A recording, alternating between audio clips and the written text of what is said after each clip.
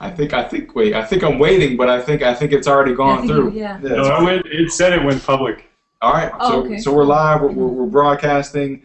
Here we are again. I believe this is our first night chat. Is that right, Karen? I think so. Yeah. So here we are. We're talking at night with producer John Paul Rice. He's the producer behind 1 Hour Fantasy Girl as well as Mother's Red Dress. We believe he's already underway on his next project, and maybe we'll hear a little bit about that, throughout this conversation. And the Magic Stone? Is that the Magic Stone has kind of been, that's been in production, but it's it's a Goodbye Promise story. Okay, all right. Of post-production. Okay, cool. So, John, here's where we want to start today's conversation, and thank you for joining us, by the way. Thank you. We know that you put in long days, long hours, and this is the time where you have a moment to speak. This is like your downtime, and here you are choosing to speak with us. So all right, thank you. Yeah, we really appreciate that. Where we want to start off today was you're an original backer of Goodbye Promise on Kickstarter, which means that you've had access to the film. You've also you came out to see the film at the Downtown Independent, during our world premiere, and then here for our Indiegogo campaign. Not only did you support this campaign, support the film again, but you gave more than the $2 amount that we were asking for. And we just want to start by asking, why did you, since you've already seen the film and you've already supported the film, why did you elect to support the Indiegogo campaign? Well, I think having a relationship with you almost for 3 years now has been one of the largest reasons why I did what I did. Having seen the film, it's not just a simple matter of supporting it, but what you've done for the community to support hundreds and thousands of independent film artists. It was the least I could do as a gesture to give back to all of what you've done, not only for me personally, and giving me an opportunity to share some knowledge, experiences, and also our work with the Film Courage monthly interactive that you guys did on the Downtown Independent. But more importantly, it was the heart and the spirit behind basically what I had believed about you both as people and what I saw up on that screen. And so for me, it was like, why wouldn't I? Why wouldn't I do that? Because we all understand how hard it is to not only make a film, but to believe in what we're doing. And even when we have doubts, even when we have challenges. So it was, to me, it was something that I would do more, and I would do again if I could. Oh, that's really nice. Yeah, no, it was, it's touching, and your generosity, and we thank you for that, John. That's really nice. Yeah, it's. We found it challenging, over the years, because everyone always talks about like audience building, and you do this thing where you build this audience, and it's so funny. I saw like a tweet online yesterday, and it's just like, yeah, just go ahead, just build an audience of 10,000 people, of like 10,000 dedicated fans, and I'm just thinking like, do these people realize how hard it is just to find 100 dedicated fans, let alone 10,000? It's just like, right. Or to get 30 people to watch your YouTube video, it's tough.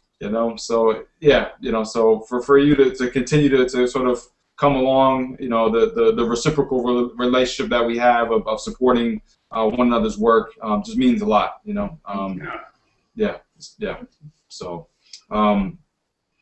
did you have any early questions you want to jump in with so far for John? Well, let's see.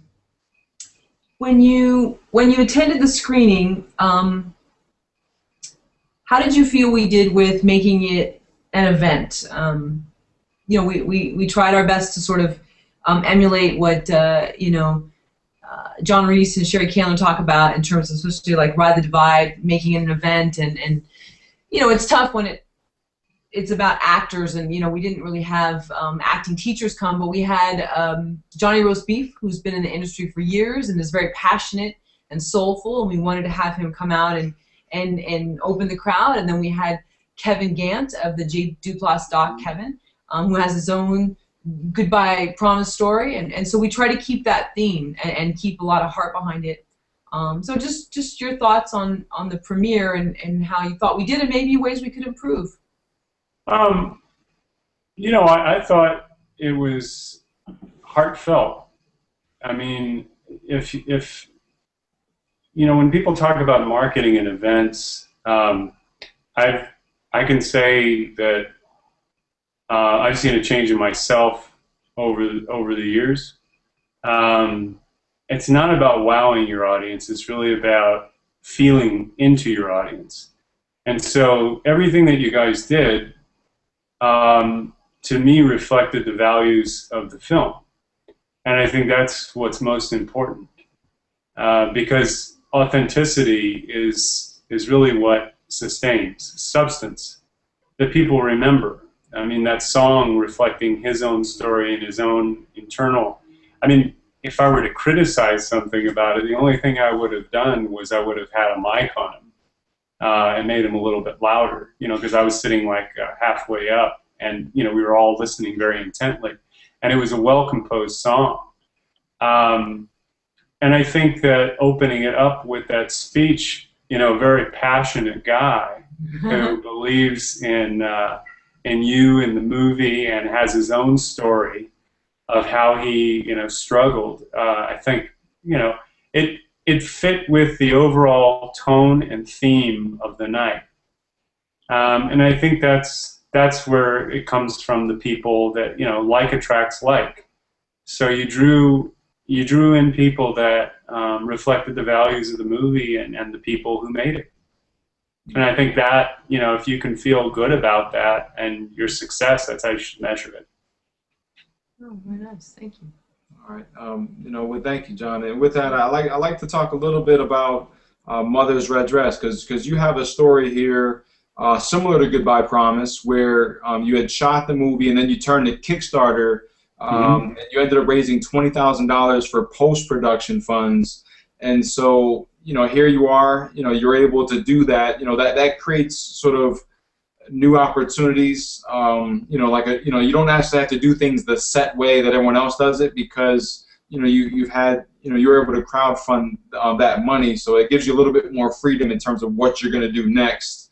And so, can you talk about maybe as you finished Mother's Red Dress, what your strategy was in terms of, you know, getting it out to the world and having people see it?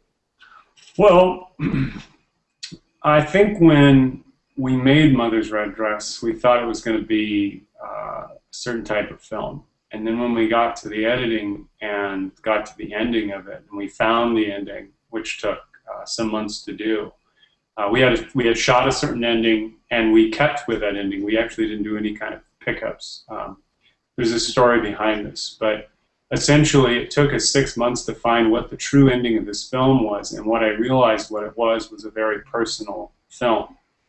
It was actually probably less commercially viable than even 1 Hour Fantasy Girl in some respects, in terms of it had a more palatable appearance, but the message of the film was going to hit home with a lot of people, and it was going to fall down on one side or the other, in terms of, like this movie, totally resonate, and I don't want to, you know, I don't want to deal with this, and so when I came through Kickstarter, I think the difficult challenge was the subject matter in the way that we presented it. But I wasn't trying to wow an audience of people into getting excited about subject matter, other than going, this is who we are, this is what it's about, and if you like these kinds of movies that speak to you, then I think, you know, it'd be great to have you on board and get involved. And the people that put the money in and their time in promoting it on Facebook and Twitter, and among the people that we didn't even know, was very inspiring, because they felt that the movie reflected something inside of them, something that they felt would be important to them. And so how I approached everything, I I don't want to say I don't have a strategy for it, because that's not true. I mean, I did think about all the different avenues and ways that we could get the word out about the movie. But after the film is now out, I've decided that the best route for us to go is to build a library of movies and bundle those together and sell, once we get Monster Killer done, our next film, sell them as a 3-pack as opposed to one-offs. And there's a number of reasons why I'm doing that, but I wanted to do, you know, Dynamo and Amazon and a couple of other traditional platforms, but not really to go and just give the movie out there, because again, it's a very personal film. And so I've learned on every movie that I've done, every film that I have distributed to date, we start out with an idea and it evolves over time. So does that mean that, you know, in terms of film festivals, because I know it's gotten into at least the Derby City Film Festival, I believe it's called. I mean, Yes. did you submit to a lot of film festivals and then back off that? Or was that part of that initial strategy and then you backed off it, or what happened there? What happened was we got invited to submit to about 20 different festivals, some of which were, I would say that are upper tier, if you want to call it. And I had reached out to the festival directors and sent them, you know, some press kit, some literature on the film, some trailers, and I think where it came down in some of the responses was very intense for them. That ultimately, what I realized about the festival route for our movie, Mother's Red Dress, was that it could be played in a festival, and we earned some very good relationships out of it with some prestigious festivals, but ultimately, due to the world's economy, and especially the economy in the United States and some of the smaller festivals, it was not an easy sell for them. And I knew Chris. Chris had known me, Christopher Rommel from the Derby City Film Festival. He had brought 1 Hour Fantasy Girl to Louisville 2 years earlier. He felt the film had a great merit, and he said, I know you're great at promoting. You're going to do the best job you can to get on TV, which we did, and the paper, and I know you have reasonable expectations. But I understand that festivals are up against the wall right now, and they're really trying to bring in a lot of stuff that can be seen by as wide of an audience as possible and is the easiest type of material for people to see. And it's a very difficult time. So, I mean, I was discouraged a little bit by not getting into other festivals, but at the same time, that didn't determine the success of this movie and how I felt about it or how other people have felt about it.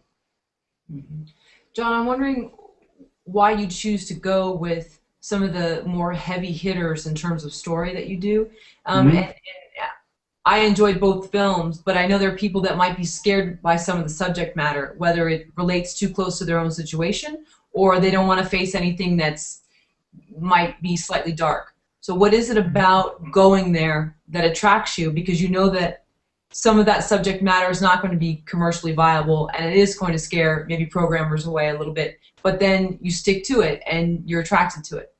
Well, I think in the same way that most filmmakers approach the films that they want, or the stories that they want to tell. Mother's Red Dress was a film that I wanted to do, and it was the interest in the material, the excitement about it. The same with 1 Hour Fantasy Girl, and the same with Monster Killer. I mean, to say it's dark, I kind of have an opinion about this, and I will be a little bit candid about it. To me, a dark movie is one that lies to you. I mean, to me, a dark movie is a movie that tells you something that is false. That is, I mean, it's like cotton candy. It has a flavor for a second, and then it dissipates, and it's gone, and it's like an empty hamburger. To me, my editor Brian Nelson actually said something to me because I tried to categorize these movies, and he said, the kind of people that will want to see your movie are the ones who go, that was a good movie. And he said the reason why it was a good movie is because it meant something. And for me, I want to portray the truth, and to get as close as I can to that truth, but yet at the same time evolve, not just to hit people over the head for the sensation of it, or none of our reviews have come down the line where people feel that we're exploiting subject matter or people in the stories or ideas, but really more or less to tell something that I feel is true, and Edgar feels is true as well, and that's kind of where we fall down on that. And if it rings true with people, that's great. If it doesn't, that's any filmmaker that's ever made a movie will tell you that all you can do is just make it, and what people think of it is entirely out of your control.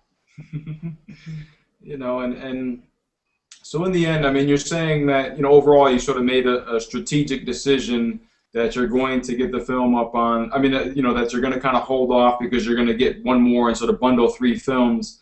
At the same time, as far as we know, the film is available on Amazon. It's also available on Dynamo. Why did you choose those 2 platforms? And did you consider any other methods at this time, or is that really like you just want to have them on those 2 platforms and that's it for now? I really didn't have the time to focus on getting out to other platforms. I mean, I could have, there's a couple of other avenues I could have taken. But for the time being, I learned a lot from 1 Hour Fantasy Girl. And iTunes is great for us, and it's a great, but it took so much time for us to get past the threshold of paying back the Apple fee, the initial fee that they charge you.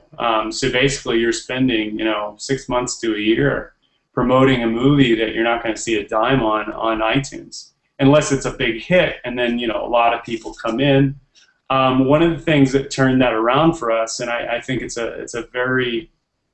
worth exploring through a cost-effective measure, is getting an app, a free app for your film. I do think that had a big deal of significance in us getting a lot of downloads of the movie and a lot of streams.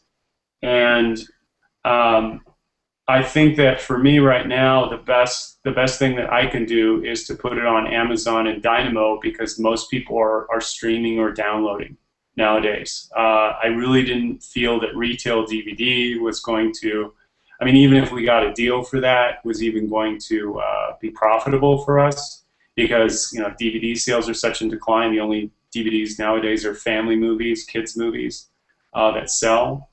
And as far as cable goes, we would have to, we're trying to recoup on investment and get a little bit of money back into the company, or at least the way Mother's Red Dress is structured, I can take money from that movie that is portionate to my investment in it and actually put it into the company and put it into other movies.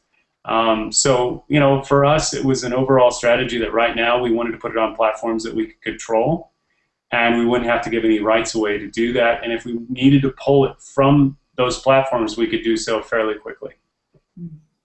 John, how many views does the official trailer for Mother's Red Dress have on YouTube? Well, the teaser trailer has over 550,000 on YouTube. And I have to tell you, I marketed the heck out of it the day that we launched it. It was all over Twitter and all over Facebook probably the first week. In terms of within the network, if you will, of people. I think that Google,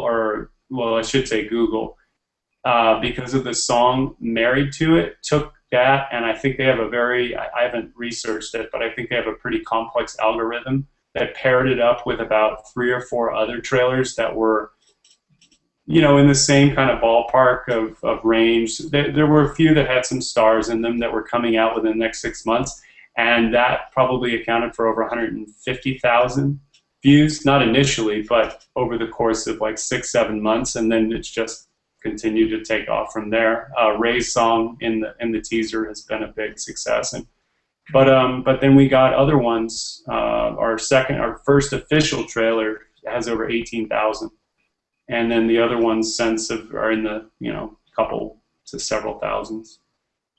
Well, do tell. I mean, what were some of the specifics that you did? I know you worked very hard. I think you mentioned one time that you had sent so many direct messages that Twitter cut you off. One time, Yeah. discovered that 200 is the limit. So we know 200 to 250. But what? Yeah, okay. So what were some of the specifics? Because I mean, so many people can tweet something and it doesn't take off like that. So obviously, you had a lot of great people behind you, and also a lot of your hard work. I think for us it was people who had seen 1 Hour Fantasy Girl at least noticed from that this was the next this was the second or the sophomore film released, and so there was some anticipation to it. I also think that the song, there were a lot of reactions to the song Honeybee that people were really most interested in, and or at least even if they didn't I want to say care about the movie, but the images or whatnot, the song kind of carried them through that, and they really felt it was a fitting, matched the tone of the images of what they saw. So I think that was a big play, and I didn't know the song was going to be such a hit, and Ray become a big. I don't want to say it was just because of that, but Ray was doing a lot of things on tour internationally at the time, and that trailer really helped drive a lot of traffic to his website and get his work out there, which I was really happy because I wanted to promote him. I felt that he was a really talented guy. I think I asked my cast and my crew to share it with everybody. It wasn't just on social media. I think that we got embedded on some really good sites, and then some other people picked it up as an indirect result of our efforts, and that just overall helped it. And speaking of driving traffic, I mean, over 500,000 views. I mean, have you seen an impact from the amount of views the trailers have gotten to Amazon, to Dynamo, and has it reflected in sales at all? It has increased them, but I think that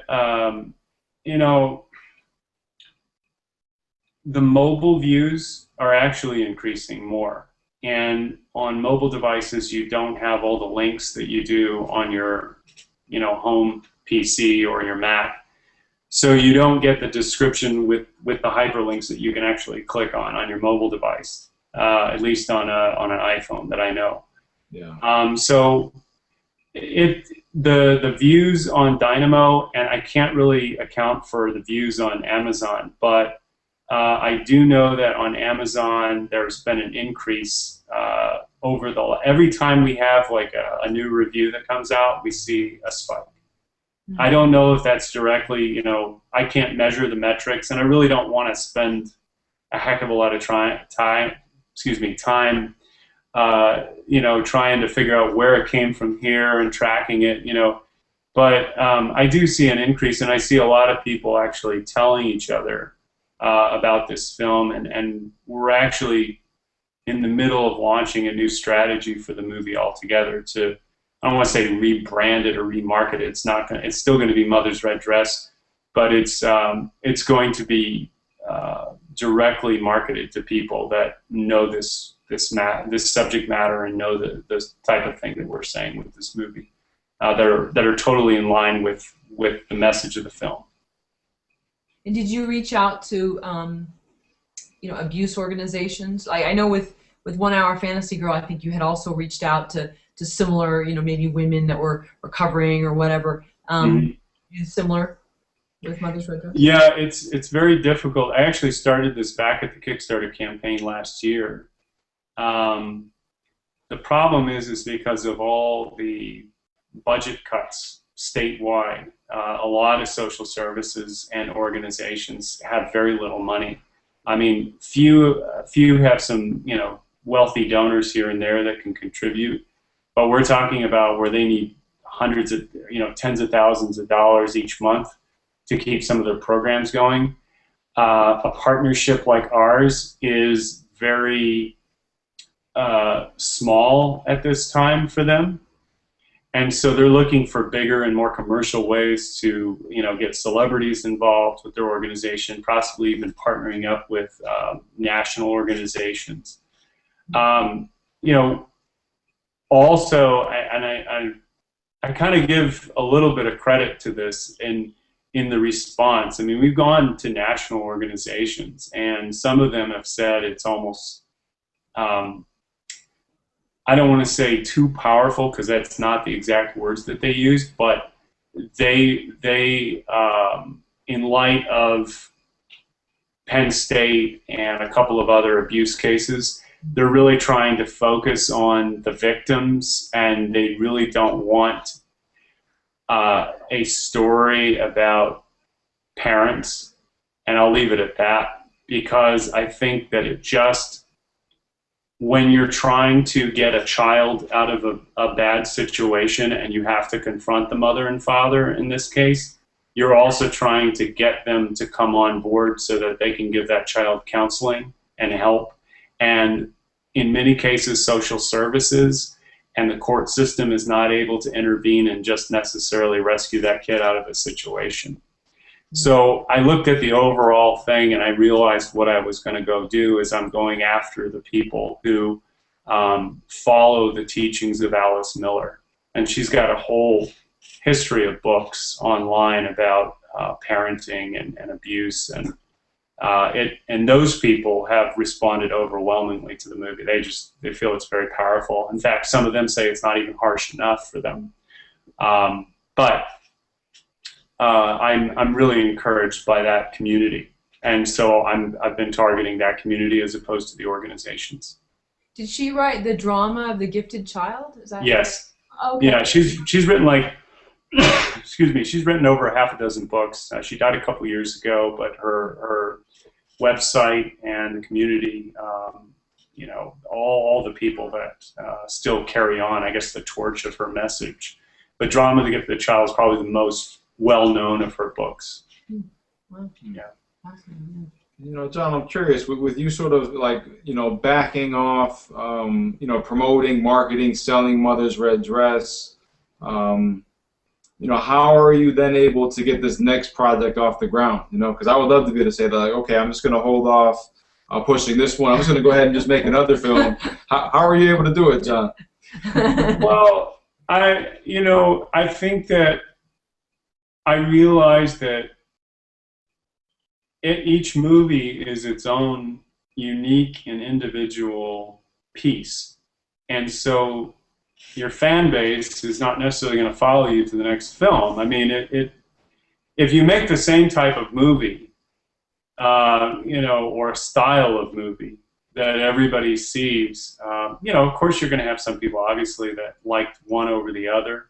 I've had people like both. I've had some people love one and hate the other. I think you ultimately, what I learned between Mother's Red Dress, 1 Hour Fantasy Girl, Mother's Red Dress, and Monster Killer, is that you have to love your work first.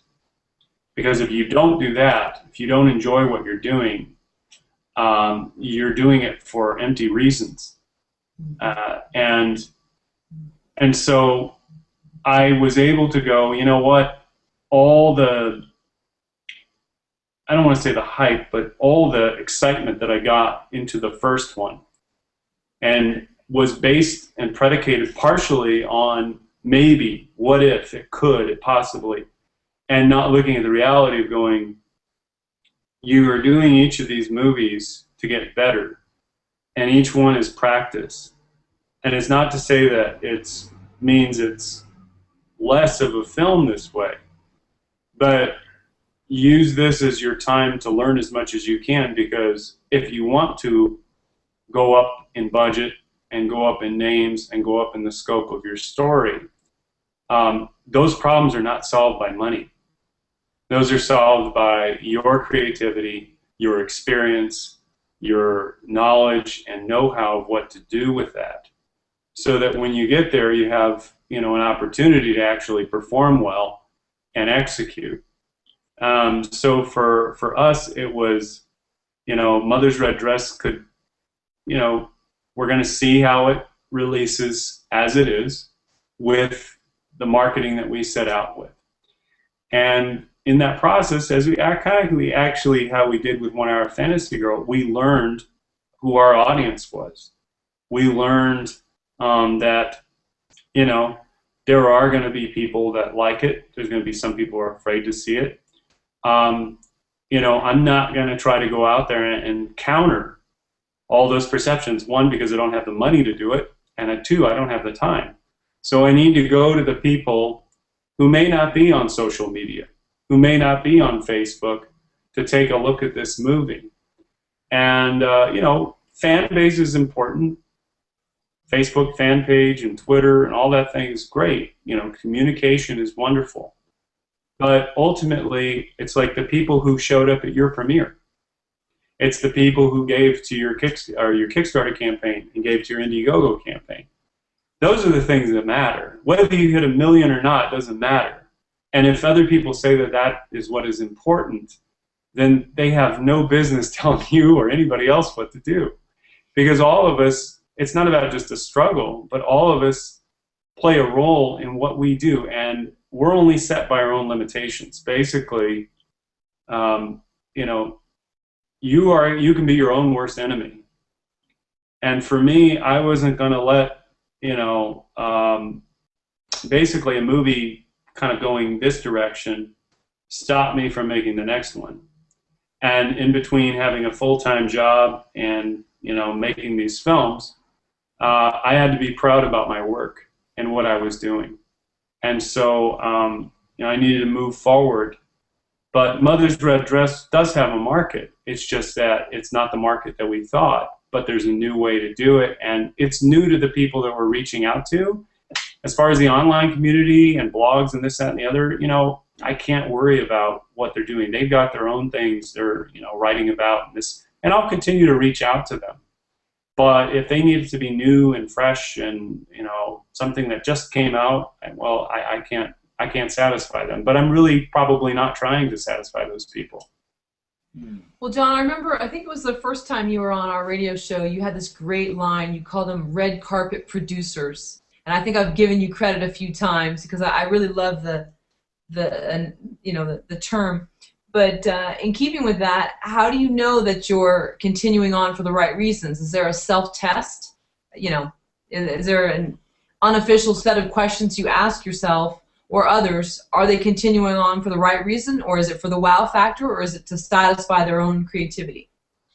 Well, I think for me, I can say that I've had doubts about, not like serious doubts, like am I in the right business, but I've had doubts about myself, I've had doubts about my abilities, I've had doubts about the films, you know, through different times. But all of it is up here.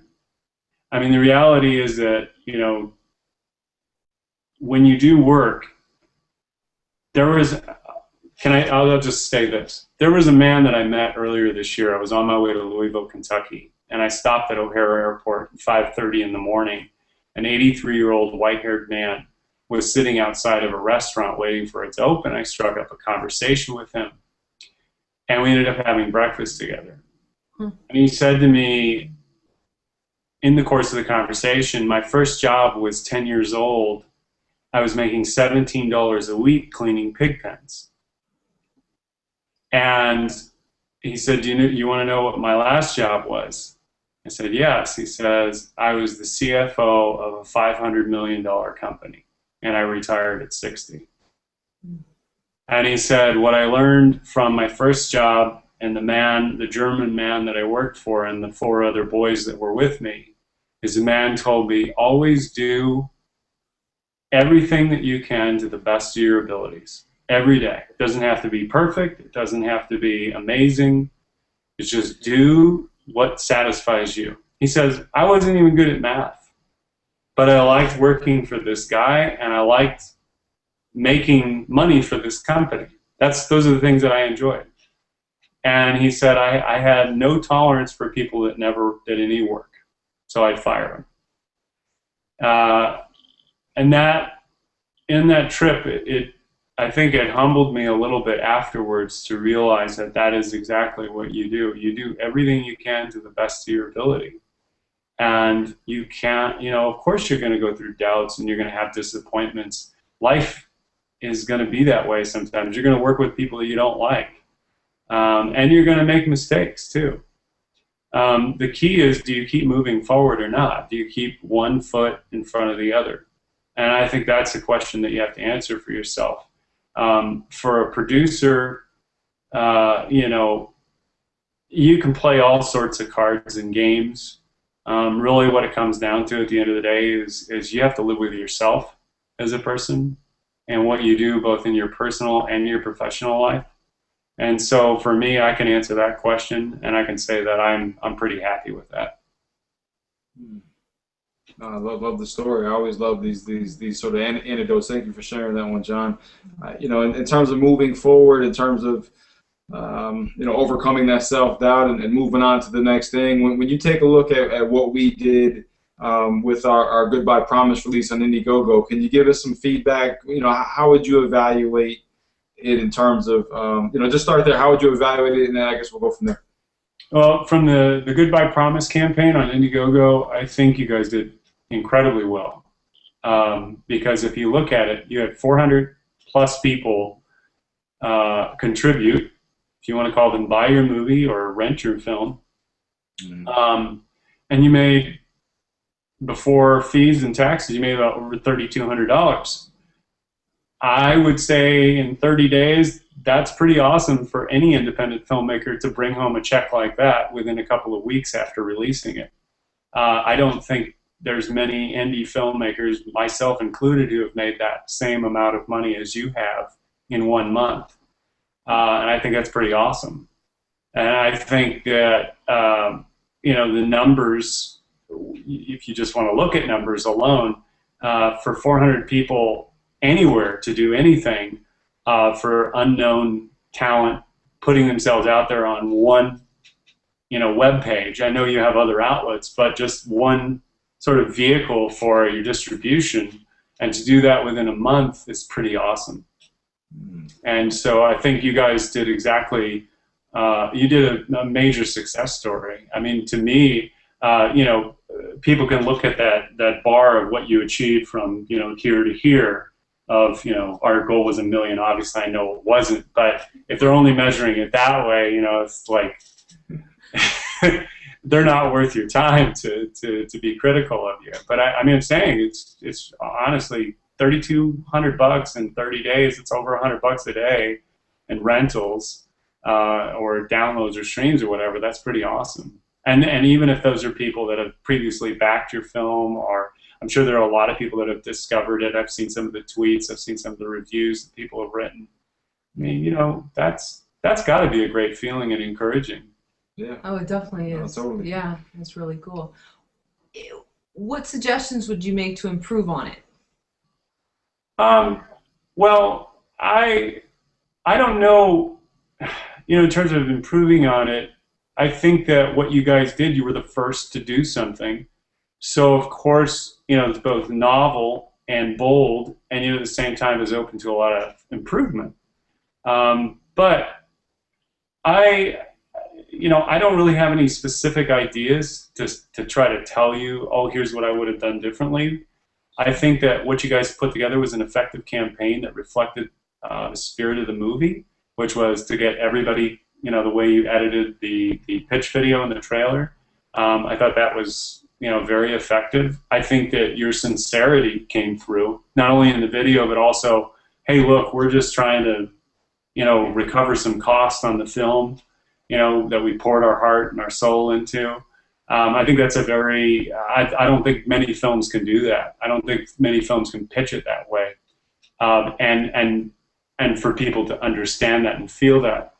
I think that in terms of the story, I don't think it's limited to the industry. And there's sort of a paradox there, because a lot of times people in the industry tend not to care about somebody else's work or the filmmaker's work. They go, good job, you know, but they don't rent it or they don't buy it, that sort of thing. I think that your audience is actually people who have been considering before giving up on their dreams. And I think it appeals to a much broader base than just the actor or somebody in the industry. The other thing, I mean, outside of the Go-Go campaign, I would strongly recommend you, David, use this as a calling card for what you're capable of doing as a director with, I mean, it's improvisation, which is, that alone, you guys strung a story together, but the casting and the editing and the directing, I mean, it's all there. And I would really use it as a launching point to get other actors on board, whatever next project that you're going to do with a good script, because you have a couple of years to be able to sort of leverage that. I mean, you always have the footage, of course, but I would really use this as a vehicle for you to go up to the next level. In terms of distribution, I think online is probably the best route to go for this movie. Because once you get into television broadcasts, you're going to have to spend some extra money to get things up to broadcast quality, and that's anybody's movie. That's not just yours. That's anybody's who, you know, color correction, all the deliverables, all the sound. You know, they're going to want certain things. I don't know if you guys are thinking about that, but I think what you did was really smart, and I think you made it easy and very simple for people to go here, and watch. And I think that the easier that we get to that type of method where people don't have to click here and enter this here and go here and, you know, okay, now refresh your browser, but actually just be able to go and click and pay. That's why Amazon is one of the most successful online places to go buy stuff, because you can just do it so quickly and it stores everything in a wallet. And I think that as time goes on, you know, film is going to benefit from that as well. And when you contributed to Indiegogo yourself, did you actually go through the I mean, after contributing, did you go and watch the film? Yes, I did. I watched it probably about a day or two later, and I went back and I looked at certain parts of it that I remembered that I liked. Nice. More, you know, like some of my favorite moments in the movie. Oh, very cool. Not, you know, and what do you think, John, in terms of, you know, as we move forward? I mean, some news, I don't know if you saw that broke today, is that Vimeo has added a tip jar where, you know, and I wish they would have done this with the free accounts, but I guess they introduced it with the paying accounts. So if you have a pro account or a plus account, you now can add the feature of a tip jar to your videos, where, you know, it's just one way for creators to sort of monetize their content. So that was something that we saw that was announced today. But what do you think about what we were able to do with with Goodbye Promise and Indiegogo, big picture, for all content creators, all filmmakers moving forward? I think it's just another. I think what you guys did just makes people think in more critical ways instead of sort of hammering, you know, waiting for the next. I think what happened, and I relate this to somewhat of my journey over the last 4 or 5 years, is I think a lot of times through social media we get psyched up about, oh, the new distribution's coming, it's coming, Tug's here, you know, this, that, and the other, and we obsess over that. But rather than use our own creativity and go out and create something, our own momentum, the things that we're capable of doing ourselves, and we're only bound by the limitations that we put on ourselves to do that. I think what it does is it shows people, look, you know, you can either wait for these other people to give you your chance, or you can go and create it yourself. And what you guys did was you took a crowdfunding platform that most people use to raise funds to start a movie or finish a movie or do a cause, and you said, we're going to distribute. I mean, that to me is genius, because it just took a little bit of thought and going, maybe it'll work, maybe it won't, but we're going to try it. And I think the more people do that, you know, the more people are going to learn. And that just helps everybody, I think, overall feel that they have a chance, and a realistic one, if they put forth the effort.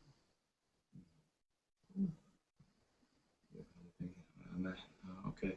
No, I love those words. You know, I love and that was really, you know, that was a big part of the spirit behind the whole thing. Was just literally like looking at the platforms that existed, like you said, not waiting for that next thing to come along, because we keep hearing that it's always going to be that next thing coming along, and you know, Karen and I always joke when we attended we attended this like 2-day filmmaking seminar. Oh yeah. And there was like this older guy there, and this was several years ago, and he's like, I really want to shoot my movie on the Red Scarlet, like I'm waiting for the Scarlet, and everyone in the room's like, bro, like don't wait for the Scarlet, just get whatever camera you can and just make your movie. He's like, no, we're gonna shoot on the Red Scarlet, right. And it's just like, and I remember Karen and I looking at each other like a year or two later, thinking like, wait a minute, did the Red Scarlet ever come out? And it's like, oh, it still hasn't, at that point in time, it's like it still hadn't come out yet or whatever. And it's just like, what is this guy doing? Like,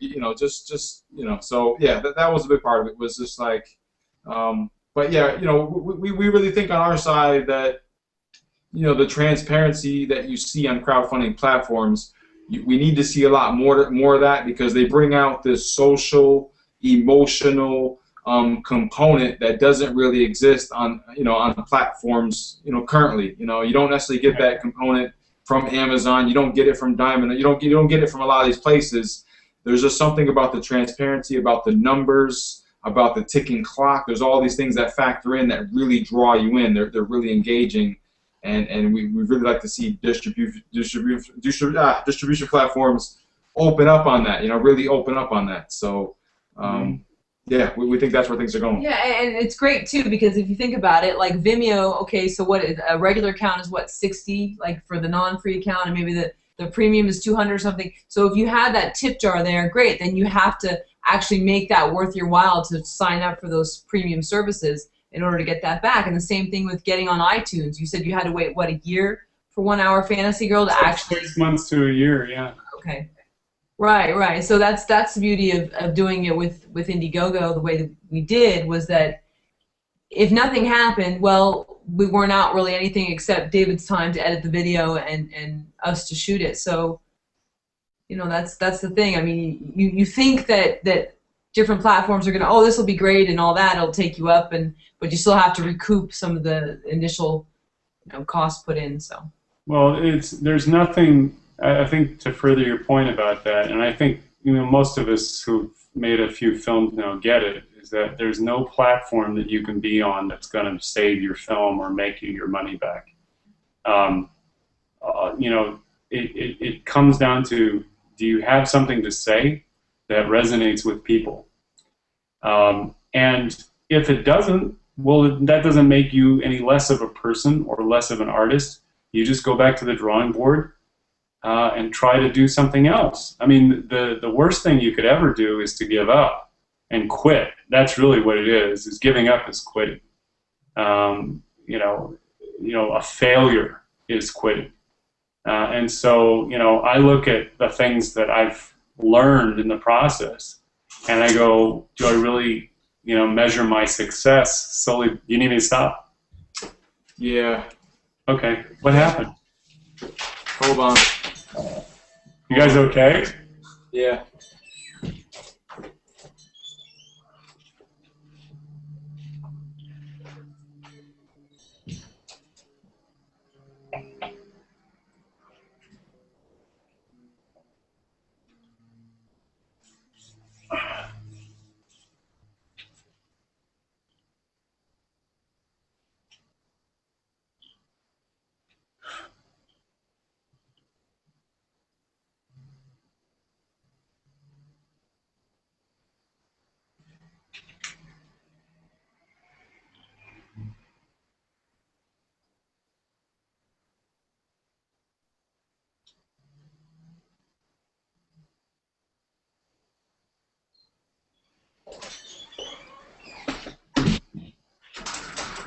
All right, we're coming back, John. Are you guys all right? Yeah. What happened? Karen's still looking at it. We This isn't. I guess we might have to end the broadcast here. John, yeah. It's not looking good out there. We had some guys crashed. some guys here crashed into the stop sign right out here. Oh, jeez. So, yeah. Oh man. Are they okay? I mean, are they? Is it just like a fender bender, or? Everyone's okay. There's definitely no one hurt, but it's just. Madness going down at 10 p.m. on Wednesday. It's just, yeah, yeah. So we'll thank you for your time, John. We're gonna let you unwind and I guess come to an end here. This is an exciting finish. With a bang. Yeah. So we're gonna sort of tend to this outside. Okay, So I completely understand. yeah, not sure if we'll leave this in or not. Thank you for everyone for tuning in. Yeah, we got to deal with it's like a big RV crashing into a stop sign right in front of right near our property and that whole thing. So okay, all right, man. Well, I hope everything works out okay, and have a good night. We'll talk soon. thank you, John. All right.